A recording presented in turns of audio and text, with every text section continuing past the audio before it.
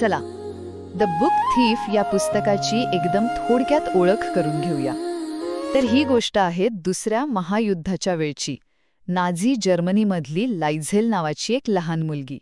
आणि विशेष म्हणजे ही कथा आपल्याला स्वतः मृत्यू सांगतो, ज्यामुळे युद्धाचं भयाण वास्तव आणखी प्रभावीपणे जाणवतं. यातून आपल्याला काय महत्त्वाचं मिळतं? पाहिलं म्हणजे लाइझेल, जी सुरुवातीला अनाथ असते, ती तिच्या नवीन पालकांकडून वाचायला शिकते. आणि मग तिला शब्दांची इतकी ओढ लागते की ती अक्षरशः पुस्तकं चोरायला लागते, कधी स्मशानातून तर कधी नाझींनी जाळलेल्या पुस्तकांच्या ढिगाऱ्यातून, कारण तिच्यासाठी शब्द म्हणजे आशा.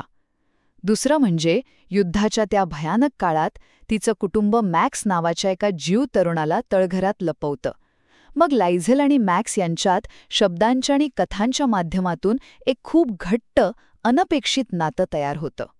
आणि तिसरी महत्त्वाची गोष्ट म्हणजे ही कथा शब्दांच्या ताकदीबद्दल बोलते. तुम्ही बघा, शब्द कसे जीव वाचवू शकतात किंवा अगदी विनाशही घडवू शकतात. आणि हो, अत्यंत क्रूर परिस्थितीतही टिकून राहणारी माणुसकी आणि प्रेम याचंही दर्शन घडतं. थोडक्यात, द बुक थीफ ही फक्त युद्धाची कहाणी नाहीये, तर अंधारातही माणुसकी, प्रेम आणि शब्दांची शक्ती दाखवणारी एक जबरदस्त भावनिक कादंबरी आहे.